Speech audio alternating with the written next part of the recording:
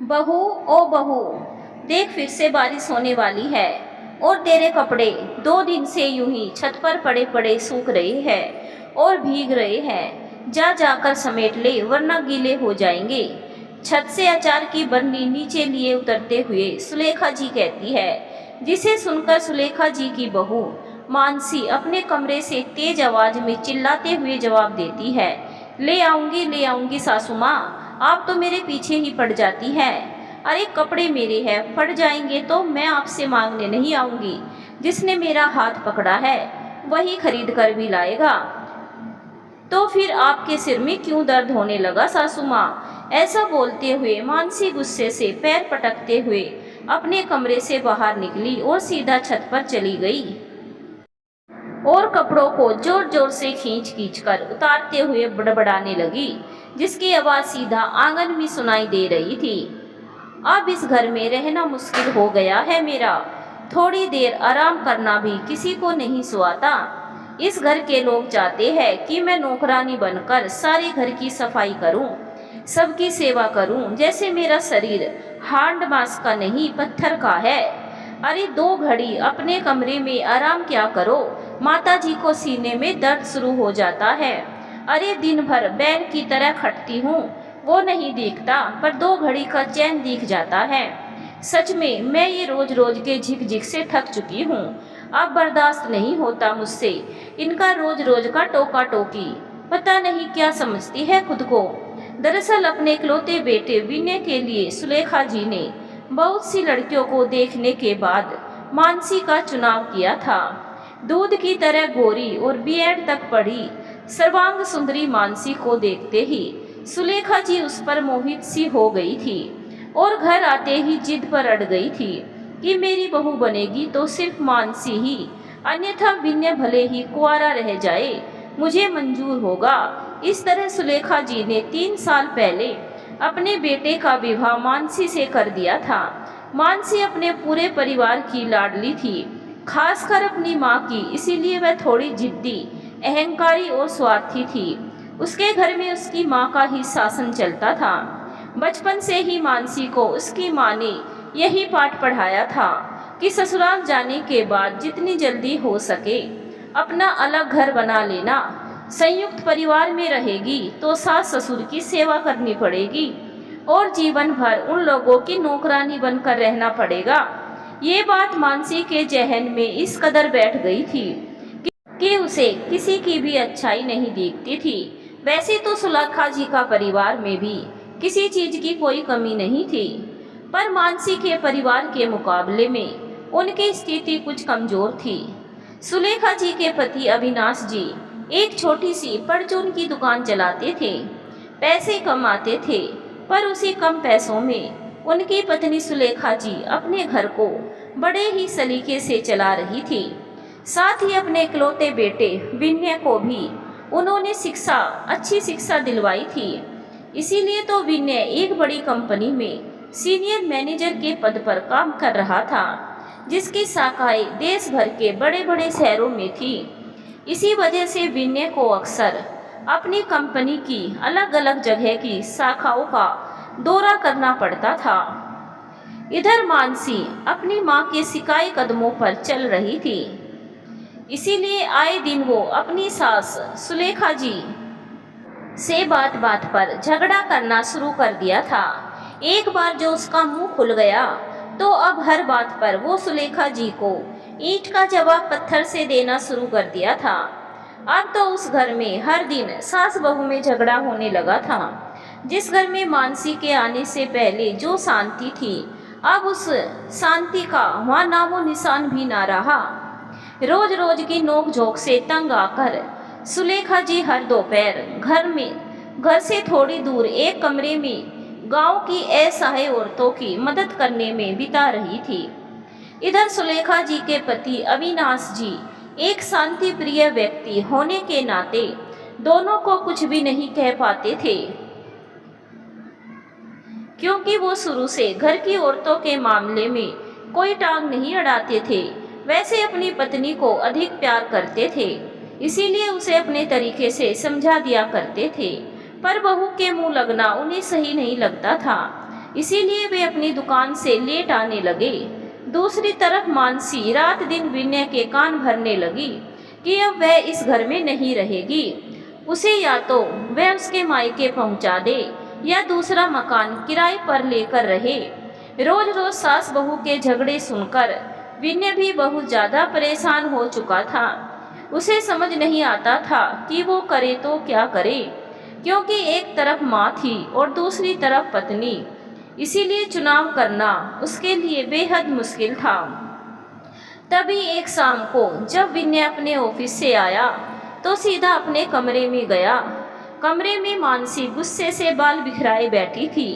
मानसी को ऐसे बैठे देखकर विनय को समझ आ गया था कि आज भी घर में महाभारत हुआ था। इसीलिए उसने मानसी से पूछा, क्या हुआ है जो इस तरह बैठी हो? क्या आज फिर माँ से झगड़ा हुआ है? विनय के सवाल सुनकर मानसी गुस्से से कुड़ते हुए कहती है, हाँ, तुम्हारी माँ को मैं फूटी आंख नहीं सुआती हूँ, इसीलिए हर रोज मुझे बुरा भला कहती है और झगड़ा करती है।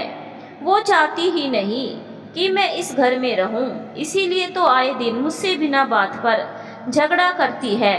मेरी कोई गलती नहीं होते हुए भी मुझसे रोज रोज झगड़ा करती है। कहते कहते मानसी फूट फूट कर रोने लगी। मानसी को ऐसे रोते देखकर उसे बिल्कुल भी अच्छा नहीं लगा, क्योंकि कुछ मर्द सब कुछ सह सकता है पर स्त्री के आंसू वह कभी सहन नहीं कर सकता है। बस फिर क्या था, वो ना आओ देखा ना ताओ और उल्टे पैर अपनी माँ के कमरे में गया और गुस्से से अपना निर्णय सुना दिया कि वह कल ही इस घर को छोड़कर चला जाएगा, क्योंकि अब वो और झेल नहीं सकता माँ और पत्नी का रोज रोज का झगड़ा। इतना कहकर विनय अपने कमरे में आ जाता है और मानसी को कहता है, हम कल ही इस घर को छोड़कर किराए के मकान में शिफ्ट होंगे, तैयारी कर लेना। जैसे ही विनय के मुंह से ये बात निकली वैसे ही मानसी के आंसू ऐसे उड़ गए मानो कपूर हवा में उड़ जाता है। जिस घड़ी का इंतजार मानसी अपनी शादी की पहली रात से कर रही थी वो आखिरकार आ ही गया। बस इसी खुशी की वजह से मानसी की रात सोते जागते गुजर गई। खुशी के मारे उसे रात भर नींद ही ना आई। सुबह जल्दी उठकर विनय घर से निकल गया और करीब 4-5 घंटे बाद घर आकर अपनी माँ से बोला कि मैंने अलग मकान देख लिया है, इसीलिए मानसी के साथ दूसरे मकान में शिफ्ट हो रहा हूँ। बेटे की बात सुनकर सुलेखा जी बस इतना ही बोल पाई, जाना ही है तो अपने पापा को आ जाने दे, उनसे बात करके चले जाना। पर विनय अब एक पल भी उस घर में नहीं रुकना चाह रहा था, इसीलिए सुलेखा जी को कहता है, नहीं माँ, अब मैं किसी का इंतजार नहीं कर सकता। हर दिन के लड़ाई झगड़े से अच्छा है अलग रहना, कम से कम शांति से जी तो पाऊंगा ना। ठीक है बेटा, अब जब तुमने निर्णय ले ही लिया है तो मैं तुम्हें नहीं रोकूंगी, क्योंकि अब तुम बच्चे नहीं रहे, अपना अच्छा बुरा समझ सकते हो, इसीलिए जैसा तुम्हें ठीक लगे करो। पर हाँ, अगर तुम्हें जिस किसी सामान की ज़रूरत हो तो यहाँ से ले जा सकते हो, क्योंकि आज नहीं तो कल ये सब कुछ तुम्हारा ही होने वाला है। दर्द भरी आवाज़ में विनय से कहकर सुलेखा जी अपने कमरे में जाकर बैठ गई। कमरे में आते ही वो फूट फूट कर रोने लगी। थोड़ी देर बाद विनय जाकर एक छोटा सा सामान ढोने वाली गाड़ी ले आया, साथ में कुछ सहायक भी थे। कुछ ही समय में वे लोग सामान बांधकर गाड़ी में चढ़ाना शुरू कर दिया। 2 घंटे बाद उसी गाड़ी में दोनों पति पत्नी भी बैठकर चले गए, पर सुलेखा जी की इतनी हिम्मत नहीं हुई कि वे बाहर निकलकर उन दोनों को जाते हुए देखे, और ना ही विनय जाते वक्त अपनी माँ से मिलने आया। शाम को जब अविनाश जी दुकान से आए तब सुलेखा जी ने सारी जानकारी मिली। उन्हें दुख तो बहुत हुआ, पर हर दिन के झगड़े से अच्छा था दोनों जगह शांति रहे, यह सोचकर वे चुप रहे। उस रात दोनों पति पत्नी के कंठ से एक निवाला भी नहीं खाया गया। बस ऐसे ही सोच विचार में रात कट गई। खैर, देखते देखते विनय और मानसी को गए हुए करीब 2 वर्ष हो गए थे, पर इन 2 सालों में एक बार भी विनय और मानसी अपने माँ बाबूजी को देखने तक नहीं आए और ना ही सुलेखा जी और अविनाश जी गए उनसे मिलने। पर एक शाम जब सुलेखा जी अपनी छत पर टहल रही थी तो एक आदमी हैरान परेशान सुलेखा जी के दरवाजे को जोर जोर से खटखटाने लगा। आवाज़ सुनकर सुलेखा जी तुरंत नीचे आई और दरवाज़ा खोला। सामने अनजान व्यक्ति को देखकर उन्होंने कहा, जी आप कौन? सुलेखा जी के सवाल सुनकर वो व्यक्ति पहले सुलेखा जी को हाथ जोड़कर नमस्ते किया, फिर बोला, मैं मानसी और विनय के पड़ोस में रहता हूँ और आज मानसी सीढ़ियों से फिसलकर गिर गई थी जिससे उसकी तबीयत ज़्यादा खराब हो गई थी, इसीलिए उसे उसके मकान मालिक अस्पताल ले गई है क्योंकि विनय यहाँ नहीं है और मानसी माँ बनने वाली है। मुझे उसके मकान मालिक ने कहा था कि मैं आप लोगों तक ये खबर पहुँचा दूँ, इसीलिए बताने आ गया। उस व्यक्ति की बात सुनकर सुलेखा जी ने उससे पूछा कि मानसी के मकान मालिक उसे लेकर किस अस्पताल गए हैं, तो उसने सिटी हॉस्पिटल का नाम बता दिया। सुलेखा जी जल्दी से घर आई और एक थैले में कुछ आवश्यक सामान रखा। अलमारी में जो पैसे रखे थे उसे ले लिया और घर को ताला लगाकर रिक्शे से नर्सिंग होम चली गई। वहां जाकर जब मानसी के बारे में पता किया तो पता चला कि मानसी की हालत गंभीर है। सीढ़ियों से गिरने की वजह से उसे और उसके होने वाले बच्चे को काफ़ी चोट आई है और इसीलिए उसे तुरंत ऑपरेशन थिएटर में ले जाया गया था। चूँकि मानसी का अभी अभी 9वां महीना लगा था, इसीलिए उसे गिरने की वजह से हल्का हल्का खून का रिसाव हो रहा था। ऐसे में डॉक्टर कोई रिस्क नहीं लेना चाहती थी क्योंकि बच्चे और माँ की हालत बिगड़ भी सकती थी। इसी वजह से डॉक्टर मानसी का तुरंत ऑपरेशन से डिलीवरी करने का डिसीजन लेते हैं और नर्स को बोली, बाहर जाकर इनके परिवार वालों को इत्तला कर दो और फॉर्मेलिटी पूरी कर लेने को कहो। नर्स ने तुरंत बाहर आकर आवाज़ लगाई कि मानसी के साथ कौन है। डॉक्टर एक फॉर्म पर साइन करने और ऑपरेशन फीस जमा कराने के लिए बुला रहे हैं। इधर सुलेखा जी रिसेप्शन पर खड़ी नर्स से मानसी के बारे में पूछ रही थी। तब वहीं पर मानसी के मकान मालिक भी खड़े थे। वे समझ गए कि यह स्त्री शायद विनय की मां है, तभी इतनी बेचैनी से पूछ रही है। उन्होंने हाथ जोड़कर सुलेखा जी को नमस्ते किया और फिर सारी बातें उन्हें बता दी। सुलेखा जी ने भी उन्हें बता दिया कि मानसी उनकी बहू है। सुलेखा जी उस नर्स के साथ डॉक्टर के कक्ष में चली गई और डॉक्टर को नमस्ते कर उन्हें अपना परिचय दिया कि मानसी उनकी बहू है और वे ऑपरेशन की फीस जमा कराने आई है। पहले तो डॉक्टर ने उनसे एक फॉर्म पर हस्ताक्षर करवाए और फिर ऑपरेशन के लिए 35,000 रुपये जमा कराने को कहा। सुलेखा जी हस्ताक्षर करने के तुरंत बाद अपने छोटे पर्स से कुछ रुपए निकालते हुए डॉक्टर को कहती है, डॉक्टर साहब अभी तो मेरे पास 20,000 रुपये ही है, तो आप इसे जमा कर ले, बाकी पैसा मैं अपने पति से फ़ोन करके मंगवा लेती हूँ। तब तक आप मेरी बहू का ऑपरेशन शुरू कर दीजिए। मुझे किसी भी हालत में जच्चा व बच्चा स्वस्थ चाहिए। सुलेखा जी घबराई सी डॉक्टर को कहती है। उनकी घबराहट को देखकर डॉक्टर कहता है, ज़्यादा घबराने की ज़रूरत नहीं है, सब ठीक होगा, इसीलिए आप परेशान मत होइए। इतना कहकर डॉक्टर कहता है, आप ये पैसा काउंटर पर जाकर जमा करा दे और रसीद प्राप्त कर ले। ठीक है कहकर सुलेखा जी बाहर चली जाती है और काउंटर पर पैसे जमा करवाकर वहीं रखे लैंडलाइन फ़ोन से अपने पति को फ़ोन भी करती है।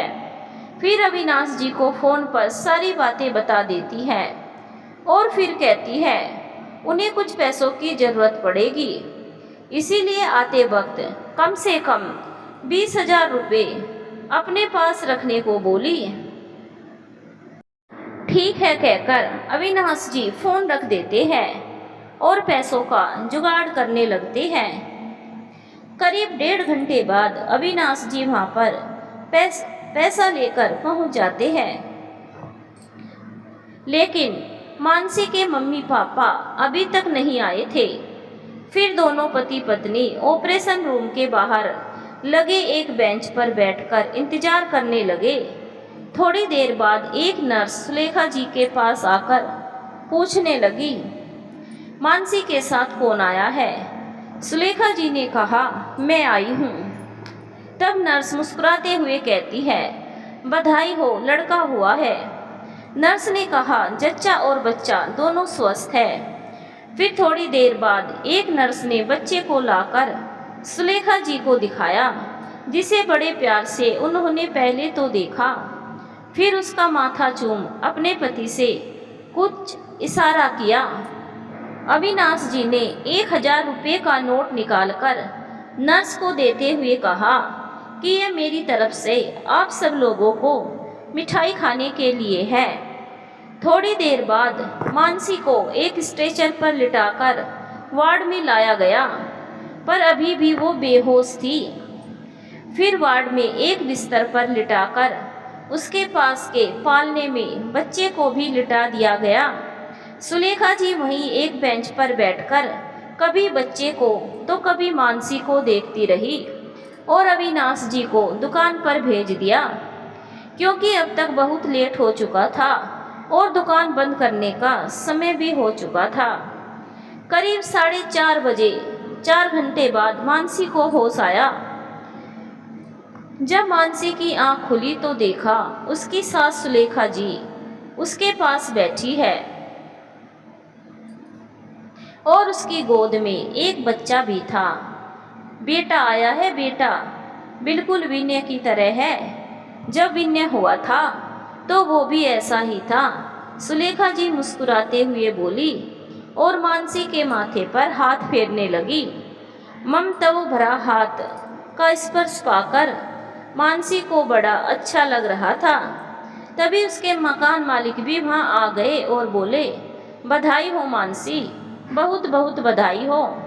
फिर उन्होंने कहा, मानसी, जब तुम्हें लेकर हम लोग यहाँ आ रहे थे तभी मेरी पत्नी ने तुम्हारी मम्मी को फ़ोन करके तुम्हारी तबीयत के बारे में बता दिया था।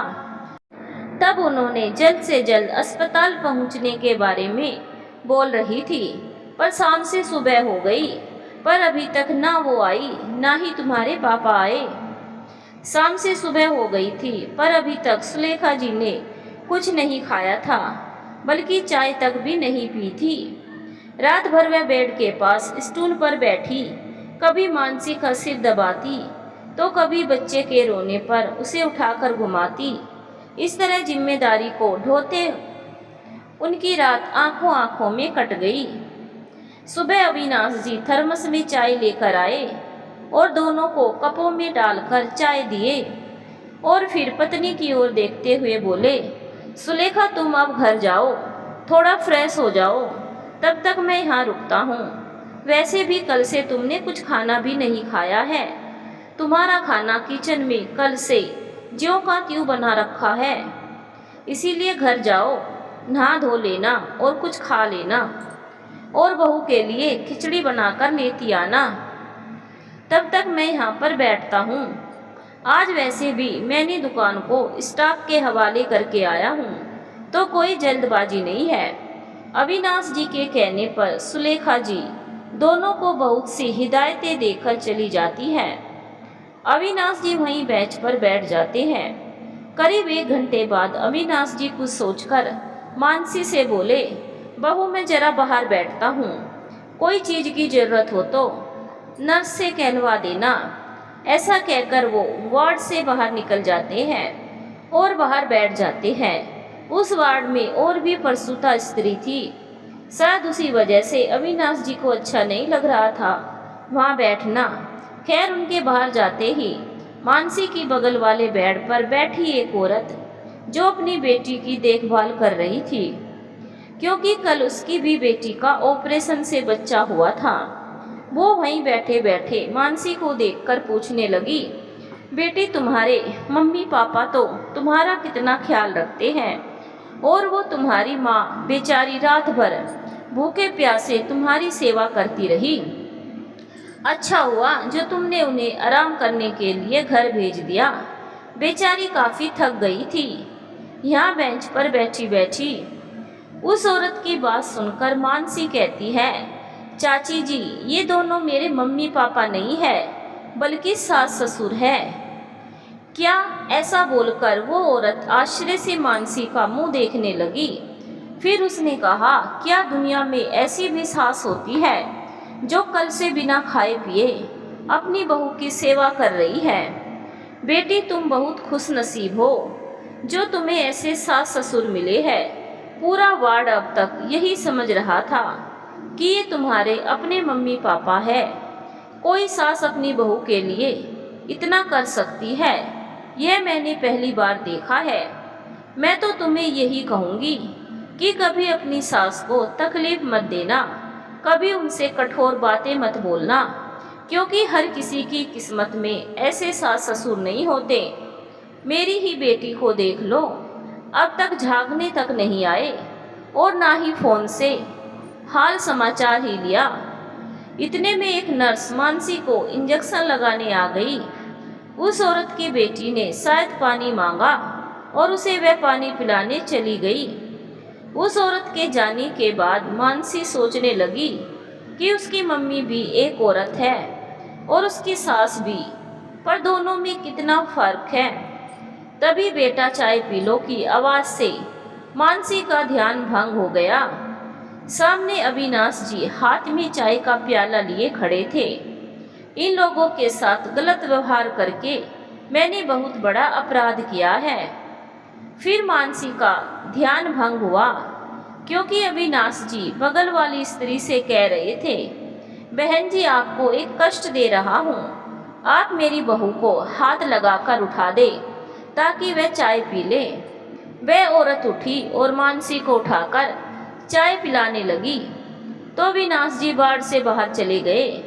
मानसी चाय का प्याला हाथ में लेते हुए अपने ससुर को बड़े ध्यान से देखती है और सोचने लगी, इस व्यक्ति ने आज तक मुझे बेटे के सिवा और किसी नाम से बात नहीं की और ना ही कठोर शब्द बोले।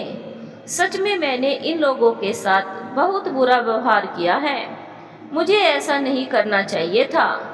तभी सुलेखा जी हाथ में खाने का डब्बा और कुछ साफ सुथरे कपड़े लेकर वार्ड में दाखिल होती है।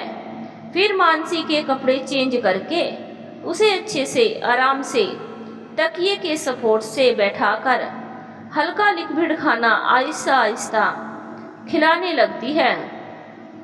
शाम को करीब 3-4 बजे मानसी के पापा और मम्मी ने एक साथ वार्ड में प्रवेश किया। उस समय सुलेखा जी मानसी का सर सहला रही थी।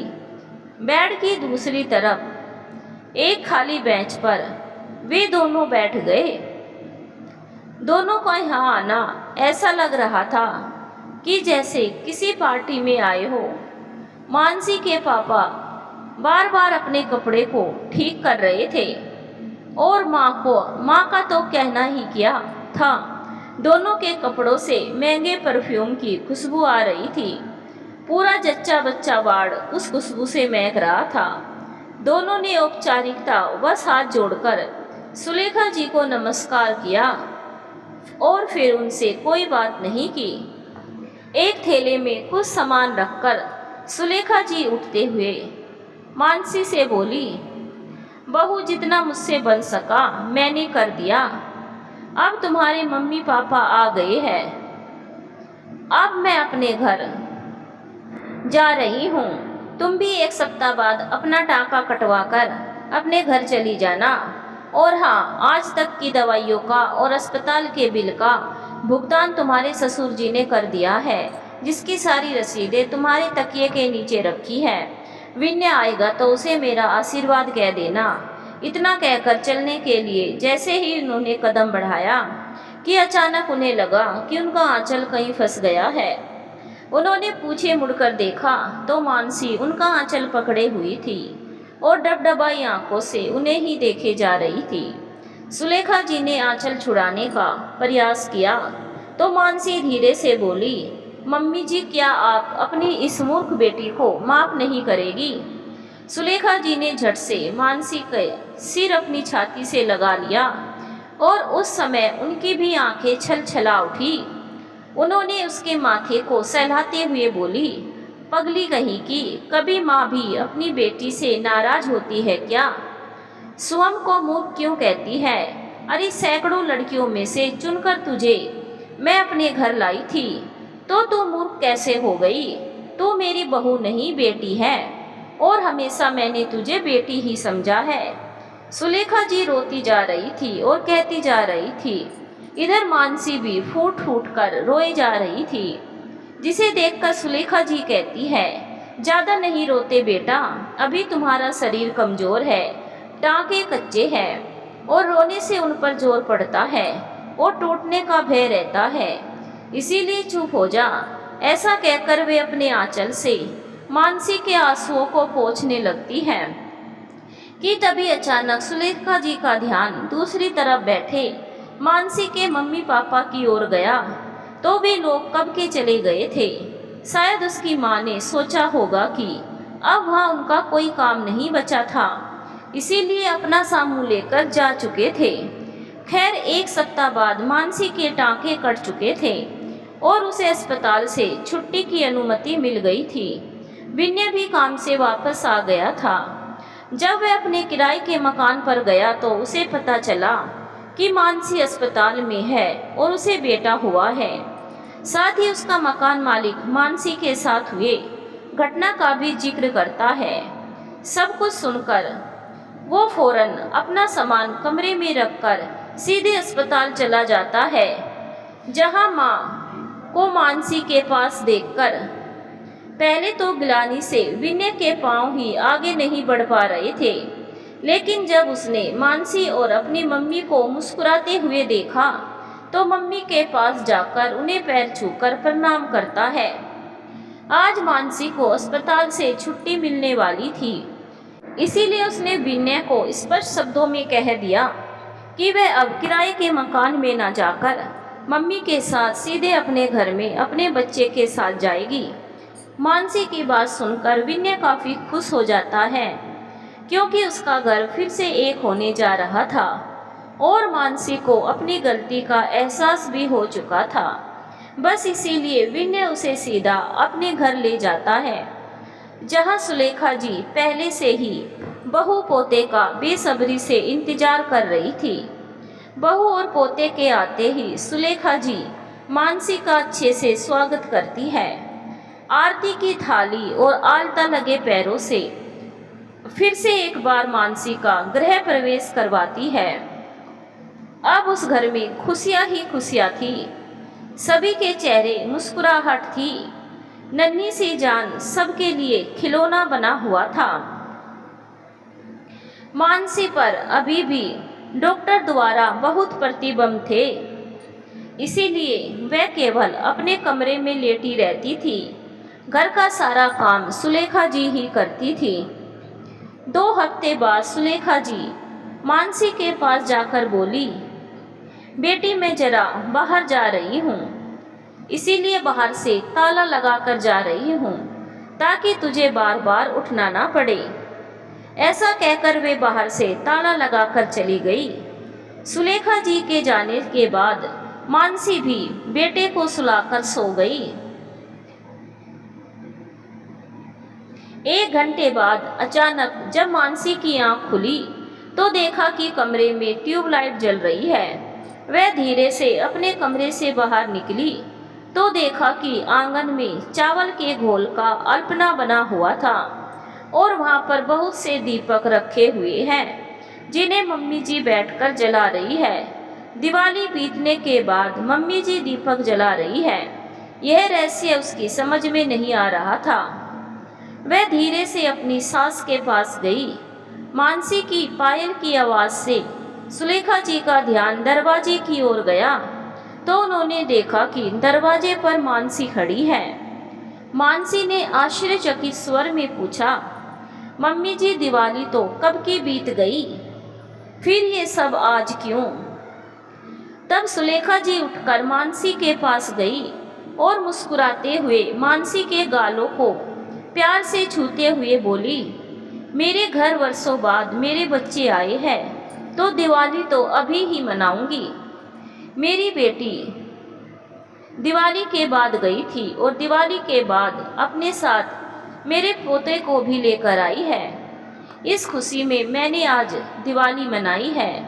इसीलिए जाओ तुम भी अच्छी सी साड़ी पहन लो और कन्हैया को भी नए कपड़े पहना दो, जो मैंने पहले ही तुम्हारे कमरे में टेबल पर रख दिए हैं। फिर हम सब साथ मिलकर दीपक जलाएंगे। सुलेखा जी की बात सुनकर मानसी का हृदय गदगद हो गया। वो फटाफट गई और जल्दी से खुद भी सुलेखा जी के द्वारा लाई गई साड़ी को पहनकर तैयार हो गई और अपने बेटे को भी तैयार करके आंगन में आती है और अपनी सासू माँ को झुककर पैर छूकर प्रणाम करती है। फिर उसने बोली, मम्मी जी, कन्हैया को आज यही आशीर्वाद दीजिए कि इसमें आपके और बाबूजी के जैसे गुण आ जाए, ताकि आने वाले कल में वो आप लोगों के जैसा समझदार और अच्छे संस्कार वाला इंसान बने। आज पूरा परिवार खुश था। मानसी बोली, मम्मी जी, आप हमेशा फोन में क्या देखती रहती हो? तो सुलेखा ने बताया, बहू, तुम्हें भी फोन में ये देखना चाहिए। मैं इस चैनल पर अमृतवाणी विद मी, उनकी बहुत ही अच्छी अच्छी पारिवारिक कहानी आती है। इन कहानी को सुनकर ही हम अपने परिवार को आज मिला पाए। तुम भी इनकी कहानी सुना करो। बहुत ही पारिवारिक और शिक्षाप्रद कहानी आती है। इनके चैनल को सब्सक्राइब भी कर लो, वीडियो को लाइक भी किया करो और जो भी तुम्हारे रिश्तेदार हैं जिनके घर में भी इसी तरह लड़ाई झगड़े होते हैं, उनको भी चैनल को शेयर करो। मानसी बोली कि मम्मी जी, मम्मी, मैं ज़रूर उनके चैनल को अपने फ़ोन पर सब्सक्राइब करूंगी और वीडियो को लाइक भी करूंगी और सारी कहानी सुना भी करूंगी। तो धन्यवाद दोस्तों, आपको कहानी कैसी लगी हमें कमेंट करके ज़रूर बताएं। वीडियो को एक लाइक ज़रूर करें। चैनल पर नए आए हो तो चैनल को सब्सक्राइब भी ज़रूर करें और वीडियो को शेयर भी ज़रूर करें। मिलेंगे एक और नई कहानी के साथ। धन्यवाद दोस्तों।